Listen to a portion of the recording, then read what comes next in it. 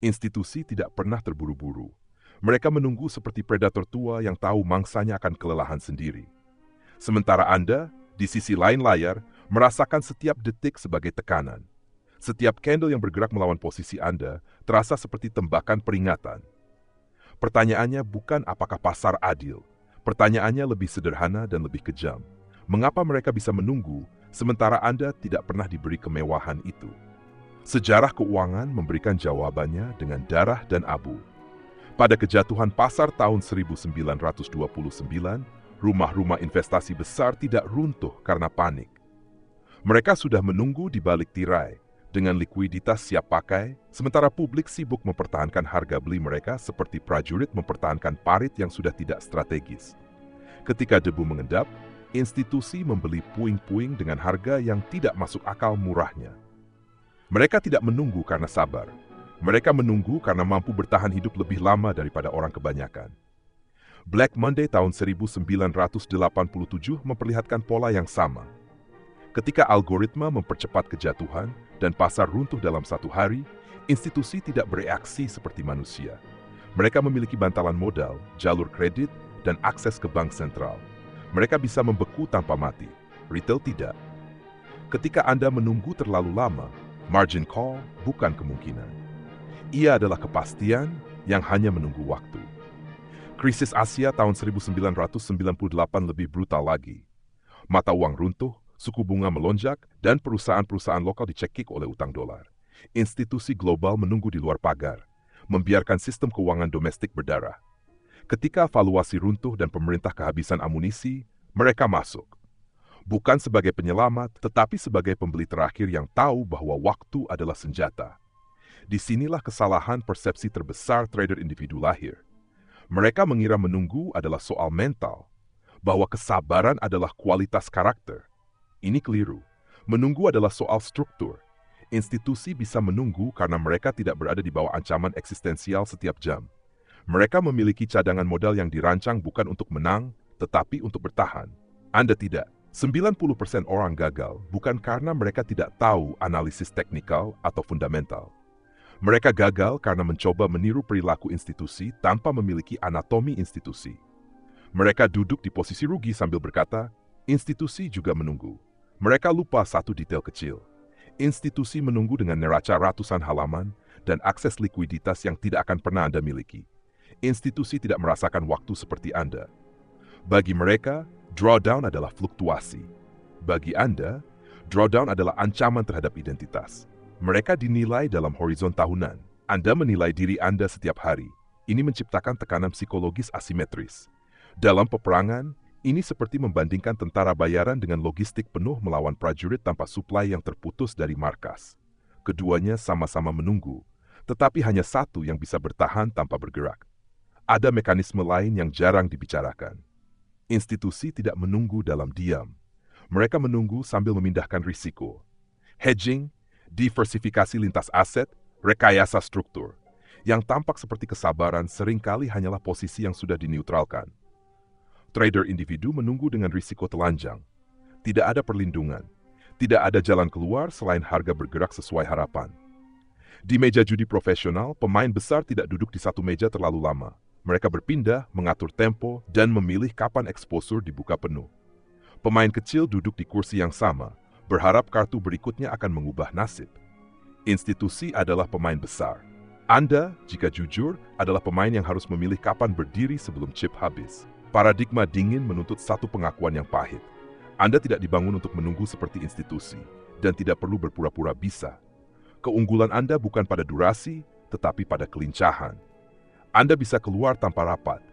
Anda bisa berubah arah tanpa persetujuan komite. Anda bisa menghilang dari satu pasar dan muncul di pasar lain tanpa meninggalkan jejak.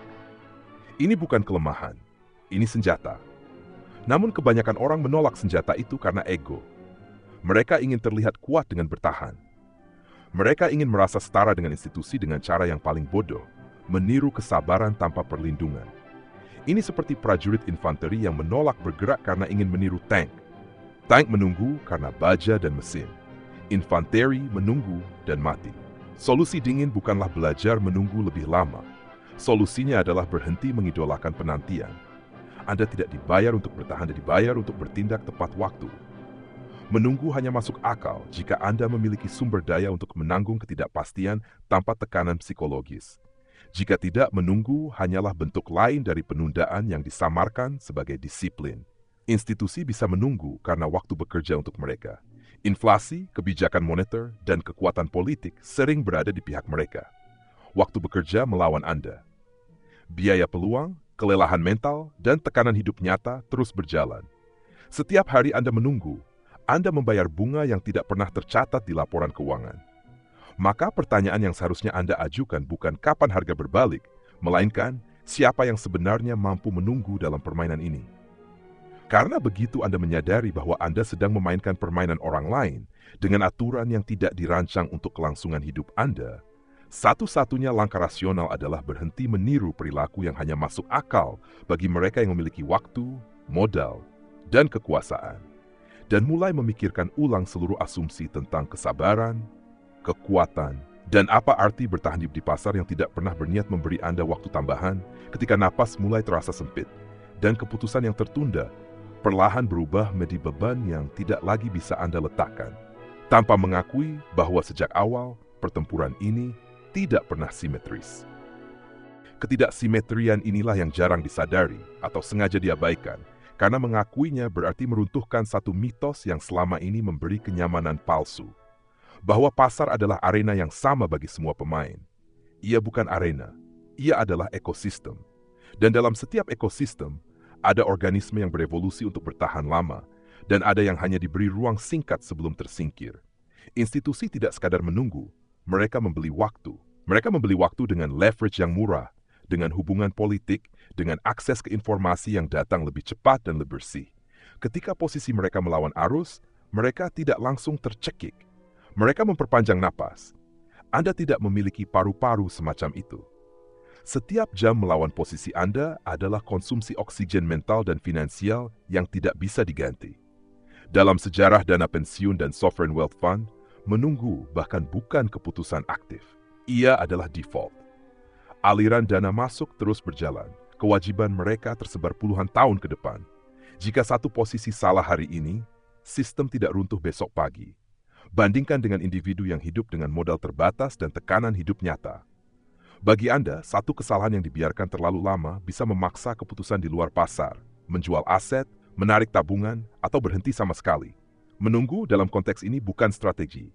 Ia adalah risiko eksistensial. Namun ada lapisan yang lebih gelap. Institusi seringkali menunggu karena mereka menciptakan kondisi yang memaksa pihak lain tidak bisa menunggu. Mereka menekan likuiditas, memicu volatilitas, dan membiarkan pemain kecil kehabisan napas. Ini bukan konspirasi. Ini mekanika kekuasaan. Dalam peperangan, pihak yang menguasai suplai tidak perlu menyerang. Ia cukup menutup jalur logistik. Pasar bekerja dengan logika yang sama, hanya tanpa darah di jalanan. Trader individu sering salah membaca fase ini. Mereka melihat harga stagnan dan berkata, institusi juga menunggu. Yang tidak mereka lihat adalah struktur di baliknya. Posisi yang diimbangi, risiko yang dipindahkan, kerugian yang disubsidi oleh lini bisnis lain. Yang mereka tiru hanyalah permukaannya, tanpa kerangka pendukung. Ini seperti meniru gaya bertarung seorang veteran tanpa pelindung dan pelatihan yang sama. 90% kegagalan berakar pada satu kesalahan sederhana namun fatal. Menyamakan kemampuan menunggu dengan kekuatan. Padahal, dalam banyak kasus, kemampuan menunggu justru adalah tanda dominasi struktural, bukan keunggulan analitis. Anda tidak kalah karena analisis Anda salah. Anda kalah karena Anda mencoba bermain lama di permainan yang dirancang untuk menguras mereka yang tidak punya cadangan. Paradigma dingin menuntut pembalikan total cara berpikir. Jika Anda tidak bisa menunggu, jangan paksa diri untuk menunggu. Jika Anda tidak punya bantalan, jangan bertindak seolah-olah Anda kebal. Keunggulan Anda bukan pada ketahanan, melainkan pada kecepatan dan ketajaman keputusan. Anda bisa memotong posisi tanpa konsekuensi politik. Anda bisa mengakui kesalahan tanpa rapat dewan. Anda bisa keluar dari medan perang sebelum medan itu berubah menjadi kuburan massal.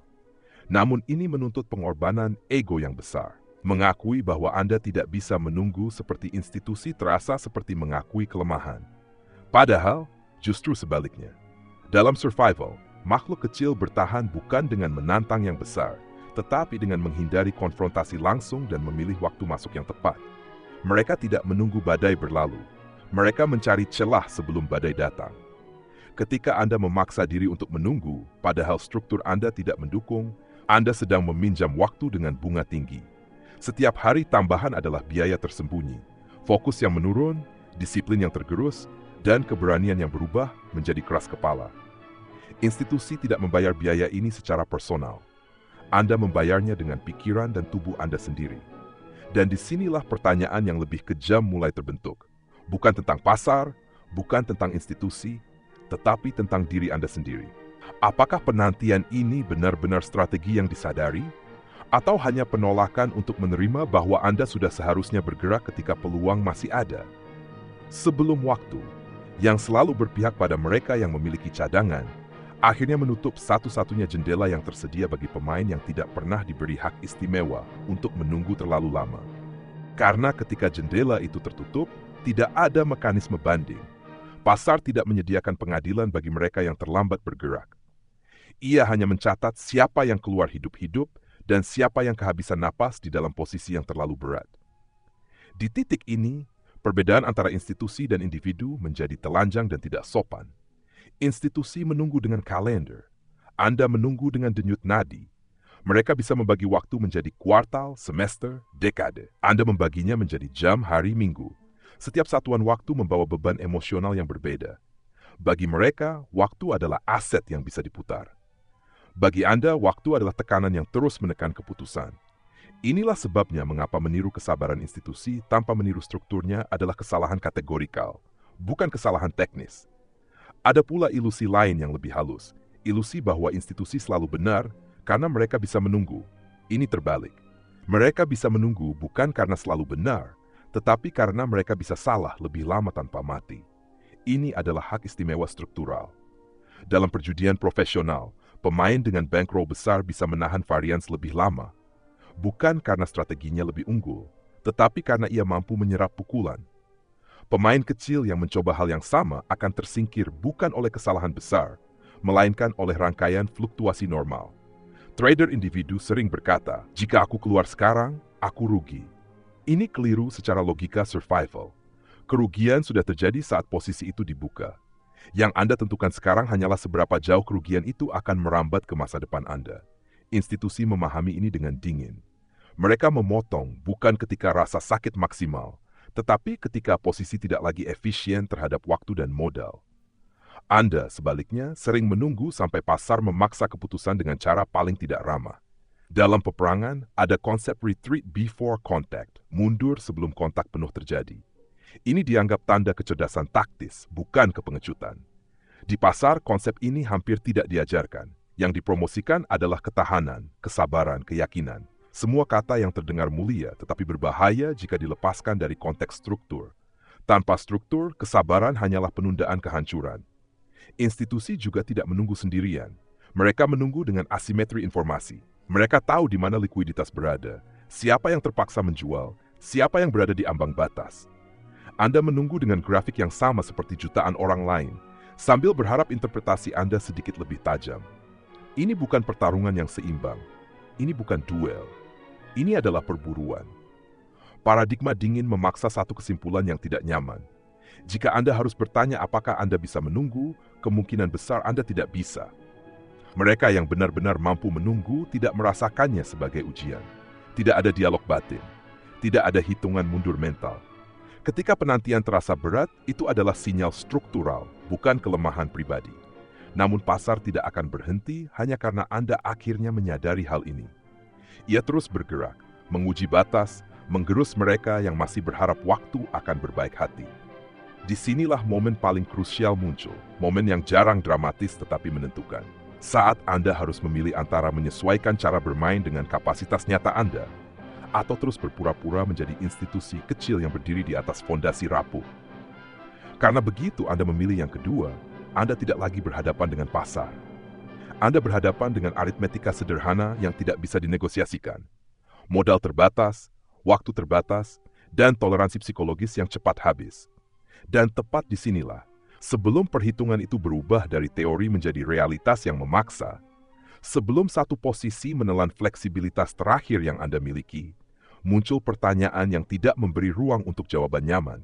Apakah Anda masih bermain sebagai individu yang memanfaatkan kelincahannya, atau sudah terperangkap dalam ilusi bahwa dengan cukup menunggu, Anda bisa menjadi sesuatu yang secara struktural tidak pernah Anda miliki? Dan ilusi itu adalah perangkap pikir yang paling sulit dilepaskan, karena ia menyamar sebagai kebijaksanaan. Anda mulai menyebut ketidakmampuan bergerak sebagai kedewasaan. Anda menamai kelambanan sebagai disiplin. Padahal yang terjadi hanyalah pembekuan, respon biologis makhluk yang tidak melihat jalan keluar, tetapi belum siap menerima kenyataan bahwa jalan itu sudah tutup. Institusi tidak pernah berada dalam posisi ini. Mereka tidak perlu bertanya apakah mereka bisa menunggu, karena pertanyaan itu sendiri tidak relevan. Menunggu bagi mereka adalah fungsi sistem, bukan keputusan personal. Ketika satu posisi macet, ia tidak menyita seluruh kapasitas kognitif organisasi. Ada tim lain, strategi lain, arus kas lain yang terus berjalan. Bagi Anda, satu posisi bisa menjadi pusat gravitasi yang menarik semua perhatian, semua emosi, semua harapan ke satu titik rapuh. Inilah sebabnya mengapa institusi jarang jatuh cinta pada satu ide. Mereka memperlakukannya seperti kontrak sementara. Berguna selama memenuhi fungsi, dibuang ketika tidak lagi efisien. Individu, sebaliknya, sering membangun identitas di sekitar ide itu. Ketika ide itu menuntut waktu lebih lama dari yang sanggup Anda tanggung, Anda tidak melihatnya sebagai sinyal keluar, melainkan sebagai ujian karakter. Pasar tidak menguji karakter, ia menguji struktur. Ketika Anda menunggu tanpa struktur, waktu tidak netral. Ia aktif bekerja melawan Anda. Volatilitas kecil yang berulang menjadi erosi. Biaya peluang berubah menjadi beban psikologis. Keputusan yang seharusnya sederhana menjadi berat karena Anda tahu secara intuitif bahwa setiap langkah sekarang membawa konsekuensi yang lebih besar daripada seharusnya. Ini adalah harga dari menunggu terlalu lama tanpa kapasitas. Ada momen sunyi ketika semua ini seharusnya berhenti. Bukan karena pasar memberi sinyal teknis yang indah, tetapi karena ketidakseimbangan sudah terlalu jelas untuk diabaikan. Anda masih bisa bergerak, tetapi setiap detik membuat gerakan itu semakin mahal. Dan tepat sebelum biaya itu melompat dari tidak nyaman menjadi tidak dapat dipulihkan, sebelum satu keputusan tertunda menghapus fleksibilitas terakhir yang membedakan individu dari institusi, satu fakta dingin berdiri di depan Anda tanpa metafora lagi.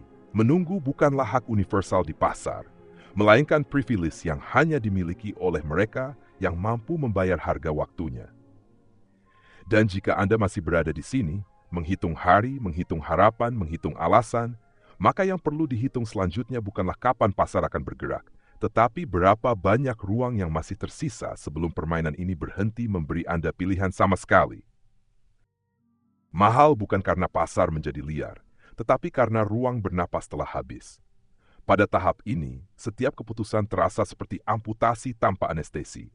Anda menunda bukan karena berharap, melainkan karena menyadari bahwa apapun yang dilakukan sekarang akan terasa buruk. Inilah harga dari menunggu terlalu lama tanpa hak untuk menunggu. Institusi hampir tidak pernah sampai pada titik ini.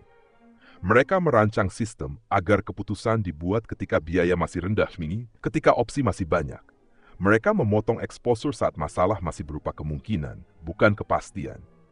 Bagi individu, masalah sering baru diakui ketika ia sudah menjelma menjadi fakta yang menekan. Ini bukan kegagalan intelektual. Ini kegagalan struktural yang disalahartikan sebagai kurangnya kesabaran.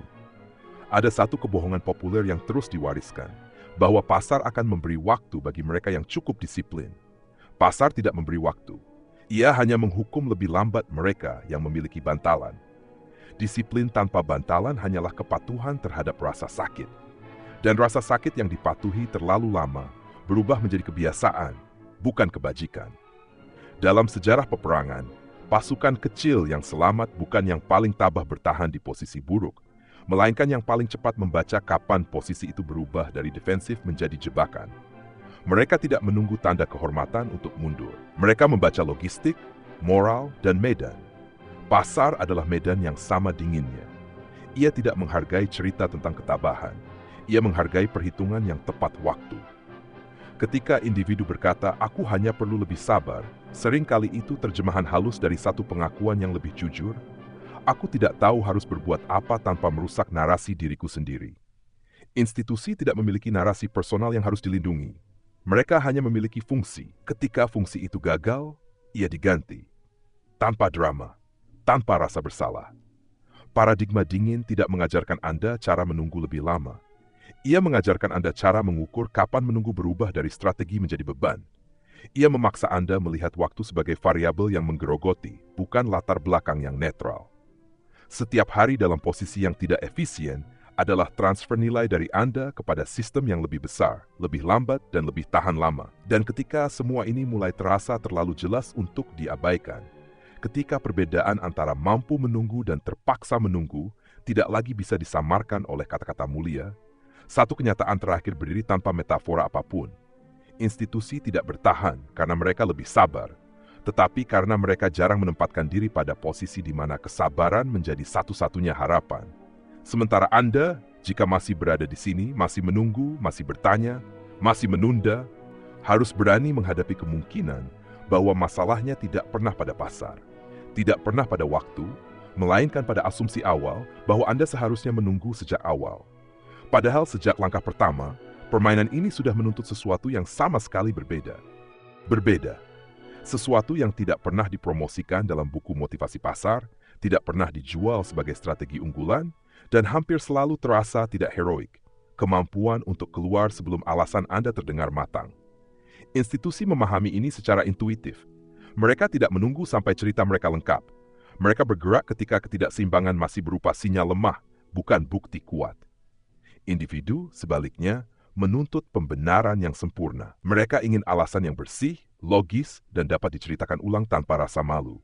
Masalahnya, pasar tidak bergerak mengikuti standar estetika intelektual Anda. Ia bergerak mengikuti tekanan, arus modal, dan kebutuhan likuiditas. Menunggu hingga semuanya masuk akal, seringkali berarti menunggu hingga semua opsi murah telah habis. Ada satu mekanisme institusional yang jarang disadari retail. Kemampuan untuk salah tanpa harus segera bertindak. Institusi bisa menunda pengakuan tanpa menunda mitigasi. Mereka menyesuaikan exposure secara bertahap, memindahkan risiko ke tempat lain, membiarkan waktu bekerja tanpa membiarkan diri mereka terkunci. Individu tidak memiliki kemewahan ini. Bagi Anda, penundaan pengakuan hampir selalu berarti penundaan tindakan. Dan di pasar, penundaan tindakan adalah tindakan itu sendiri, dengan konsekuensi penuh. Dalam perjudian profesional, pemain besar tidak pernah menunggu kartu yang tepat ketika bankroll tidak mendukung.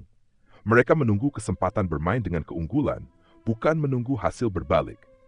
Ini perbedaan halus namun menentukan. Institusi menunggu peluang. Individu sering menunggu pembebasan. Yang pertama, memperluas opsi. Yang kedua, menyempitkannya. Ketika Anda masih berada dalam posisi yang menekan, dengan waktu yang terasa berat dan pikiran yang tidak lagi bebas, itu bukan tanda bahwa Anda perlu lebih sabar. Itu tanda bahwa Anda telah melampaui kapasitas struktural Anda sendiri. Pasar tidak sedang menguji ketahanan mental Anda. Ia sedang mengungkap batas yang sejak awal tidak Anda akui. Dan disinilah ironi terakhir berdiri telanjang. Semakin Anda memaksakan diri meniru institusi, semakin jauh Anda dari satu-satunya keunggulan nyata yang Anda miliki sebagai individu. Kemampuan untuk bergerak ringan, cepat, dan tanpa warisan posisi lama. Institusi membawa sejarah di punggung mereka. Anda tidak harus melakukannya. Tetapi selama Anda terus menunggu dengan harapan menjadi seperti mereka, Anda secara sukarela mengikat diri pada beban bahkan mereka sendiri berusaha keras untuk sebisa mungkin tidak pikul. Mereka menyebutnya pengelolaan risiko. Anda menyebutnya kesabaran. Padahal yang satu adalah sistem, dan yang lain seringkali hanya kebiasaan menunda yang diberi nama mulia. Ketika institusi menunggu, mereka menunggu dengan jam yang berbeda. Jam mereka tidak berdetak dalam satuan kecemasan, melainkan dalam kontrak, jatuh tempo, dan struktur pendanaan. Waktu bagi mereka adalah alat yang bisa dinegosiasikan. Waktu bagi Anda adalah sumber daya yang terus bocor menit demi menit bersama fokus dan keberanian untuk bertindak. Inilah perbedaan mendasar yang jarang diakui secara jujur. Individu sering salah membaca kesunyian pasar sebagai kesempatan bernapas. Padahal kesunyian itu seringkali adalah fase redistribusi, saat pihak yang lebih besar memindahkan risiko secara perlahan, tanpa suara. Anda merasakan ketidaknyamanan karena Anda berada di sisi yang tidak memiliki pintu keluar alternatif. Institusi selalu punya pintu lain. Swap, hedge, roll, atau sekadar memindahkan beban ke neraca yang lebih luas. Anda hanya punya satu pintu, dan semakin lama Anda menunggu, semakin sempit pintu itu terasa. Dalam konteks survival, ini seperti perbedaan antara kapal induk dan skoci. Kapal induk bisa bertahan di badai dengan menunggu gelombang mereda, karena strukturnya dirancang untuk itu. Skoci yang mencoba meniru strategi yang sama akan tenggelam. Bukan karena kaptennya kurang sabar, tetapi karena ia salah menilai alat yang dimilikinya. Masalahnya, pasar modern secara halus mendorong individu untuk lupa bahwa mereka adalah skoci. Narasi tentang berpikir seperti institusi dijual tanpa menyertakan biaya strukturalnya. Anda diajak menunggu, menahan, dan bersabar tanpa diberi neraca yang cukup luas untuk menyerap kesalahan. Ini bukan ketidaktahuan, ini desain. Dan selama Anda masih percaya bahwa solusi dari tekanan waktu ada lebih banyak waktu, bukan perubahan posisi, Anda akan terus mengulang siklus yang sama. Menunggu, merasa terjebak, mencari pembenaran, lalu akhirnya bertindak ketika harga keputusan sudah berlipat ganda. Di titik ini, pasar tidak lagi perlu melawan Anda. Anda sudah cukup sibuk melawan jam Anda sendiri, melawan narasi Anda sendiri, melawan bayangan institusi yang sebenarnya tidak pernah bermain di permainan yang sama sejak awal. Permainan mereka adalah tentang distribusi risiko, sementara permainan Anda sering tereduksi menjadi bertahan hidup dari satu keputusan ke keputusan berikutnya. Ketika konteks ini diabaikan, kesabaran berubah dari kebajikan menjadi jebakan yang elegan. Ada fase tentu di mana pasar terasa seperti meja judi yang sunyi, dealer bergerak lambat, kartu belum dibuka. Individu melihat ini sebagai waktu untuk menunggu hasil yang adil. Institusi melihatnya sebagai waktu untuk mengatur posisi agar apapun kartu yang terbuka, kerugian tetap terbatas dan keuntungan tetap mungkin. Mereka tidak menunggu keberuntungan. Mereka menunggu distribusi hasil yang bisa diterima. Perbedaan ini halus, tetapi menentukan nasib. Individu sering terikat pada satu narasi linier, benar atau salah, untung atau rugi. Institusi berpikir dalam spektrum. Mereka bisa salah dan tetap hidup. Anda sering benar sedikit terlambat dan tetap mati. Inilah mengapa menunggu terasa lebih aman bagi mereka. Kesalahan tidak bersifat terminal. Bagi Anda, satu kesalahan yang dibiarkan terlalu lama bisa mengakhiri permainan. Ketika waktu berlalu dan ketidaknyamanan meningkat, sistem saraf mulai mengambil alih peran analisis. Keputusan yang seharusnya dingin menjadi personal. Harga masuk berubah menjadi identitas. Keluar terasa seperti pengakuan kegagalan moral, bukan langkah strategis. Institusi kebal terhadap drama ini. Tidak ada ego yang terluka ketika posisi ditutup. Tidak ada harga diri yang dipertaruhkan, hanya angka yang disesuaikan. Paradigma dingin memaksa satu pertanyaan yang jarang ingin dijawab dengan jujur. Jika Anda tidak bisa menunggu tanpa menderita, mengapa Anda memilih posisi yang menuntut penantian? Pertanyaan ini tidak mencari pembenaran teknikal. Ia menyerang asumsi paling dasar tentang siapa Anda di dalam pasar dan peran apa yang sebenarnya mampu Anda mainkan. Dan tepat di sini, ketika semua pembeda antara mitos kesabaran dan realitas struktur mulai bertabrakan, muncul titik sempit yang tidak bisa dilewati dengan teori apapun. Titik di mana Anda harus memilih antara terus mempertahankan ilusi bahwa menunggu akan mengubah keadaan, atau mengakui bahwa satu-satunya perubahan yang masih mungkin terjadi bukan berasal dari pasar, melainkan dari keputusan yang selama ini Anda tunda, keputusan yang nilainya akan terus meningkat selama Anda berharap waktu akan berpihak pada Anda. Padahal sejak awal, waktu sudah memilih pihaknya sendiri. Dan pihak itu bukan Anda. Waktu di pasar tidak netral. Ia adalah sekutu bagi struktur yang mampu menyerap kesalahan dan algojo bagi mereka yang hanya memiliki satu nyawa. Setiap detik yang berlalu tanpa keputusan bukanlah jeda, melainkan transfer kekuatan. Dari yang kecil ke yang besar. Dari yang reaktif ke yang sistemik. Individu sering berbicara tentang bertahan sampai akhirnya benar. Ini adalah kalimat yang terdengar heroik, tetapi secara matematis rapuh. Kebenaran yang datang terlambat tidak membayar biaya penantian.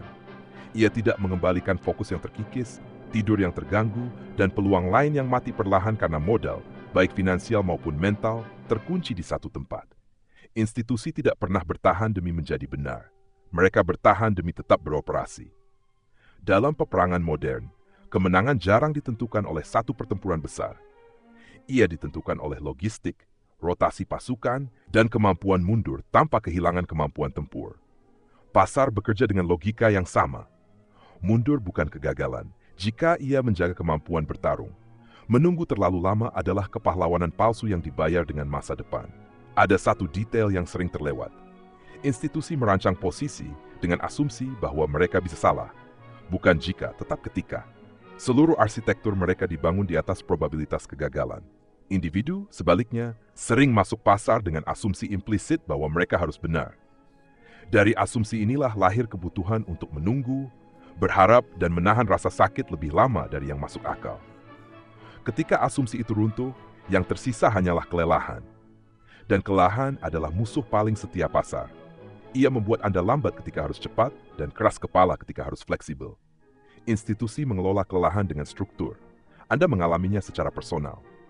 Itulah sebabnya menunggu bagi Anda selalu terasa lebih berat, lebih mahal, dan lebih berisiko, meskipun grafik terlihat sama. Paradigma yang jarang diajarkan bukanlah bagaimana membaca pasar, melainkan bagaimana membaca diri sendiri sebagai alat yang terbatas. Bukan untuk merendahkan, tetapi untuk bertahan. Sekoci yang selamat bukan yang paling berani menantang badai, melainkan yang tahu kapan harus mengubah arah sebelum ombak membuat pilihan itu tidak lagi tersedia. Dan ketika semua ini mulai terasa tidak nyaman, bukan karena konsepnya rumit, tetapi karena ia menyinggung satu kebiasaan lama yang selama ini Anda lindungi dengan istilah kesabaran. Disitulah titik sebenarnya berada.